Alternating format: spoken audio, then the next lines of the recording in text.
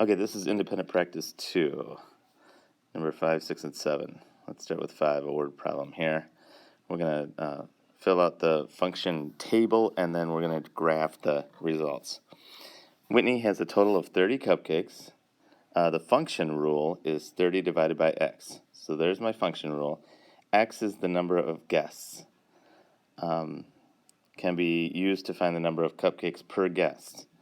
Okay, make a table of values that shows the number of cupcakes each guest will get if there are 6, 10, and 15 guests. So we don't have cupcakes, we have guests. They've given us the number of guests. So if we have 6 guests, we want to find out how many cupcakes they each get. If we have 10 guests, we need to figure that out. Or if we have 15 guests. So we have the input. I think this is the more straightforward, basic way to do it. So we just plug it in. 30 divided by my input of 6 gets me 5 per guest. Okay. If I have 30 cupcakes divided by my input, my 10 guests, they will each get 3. Then if I have 30 cupcakes divided by my input of 15, they will each get 2.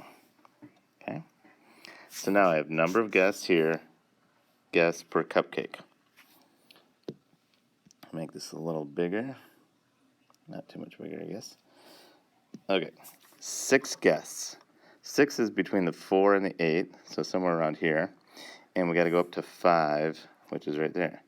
So we go up there and graph it about there. Then we have 10 guests, which would be between 8 and 12. And they each get 3. So that's going to go about there. And then we have 15 guests, which is really close to this 16. And they each get 2. So that'll go there. And then if I want to connect these, it goes like that. Okay. Let us go to the next one. Bella rollerblades 8 miles in 1 hour. The function rule that represents this situation is 8x. So there's my function rule. X is the number of hours. And then y would be the number of miles. The output would be how many miles she goes.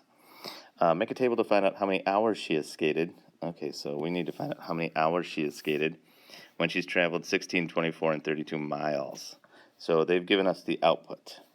So they've given us 16, 24, and 32. Now we just need to find the input. And I kind of put the equals there because 8x equals 16. Get rid of this 8. Then it leaves me with x equals 2. So 2 hours, 8 times 2 gets me 16. Perfect. Okay. Then we have 8x equals 24. I'm going to get rid of this 8 on each side. X equals 3. Put 3 in here. 8 times 3, that is 24. And the last one is 8x equals 32. Get rid of this 8. That leaves me with x equals 32 divided by 8 is 4. And I plug this in like this, and it does get me 32. Now, let's graph this. So we have, I'm going to try and make this real big. So we have 2 gets me to 16, 3 gets me to 24, and 4 hours gets me 32 miles. So now, let's make this big. I have my information right there. And 2, which is right here, gets me to 16. Here's 15, so I'm going to go just a little bit above that, like right there.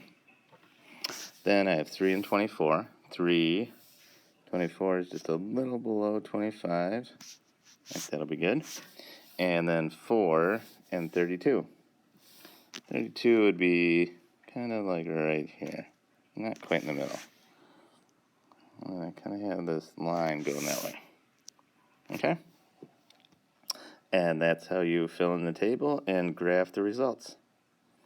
Let's look at number 7. Refer to exercise 6. How many miles would Bella travel if she skated for 7 hours? Okay, so now it gives us a 7. So what we have to do is we do one more. The hours is 7. The function rule is 8x. And then we need to find the miles.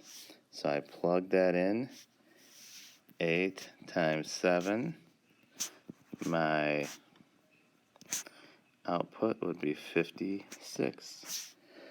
So if she would travel, if she would do 7 hours, she would travel 56 miles. And don't forget to put miles, because that describes what you're talking about. Okay? If you have any questions, let me know, and we will figure it out together.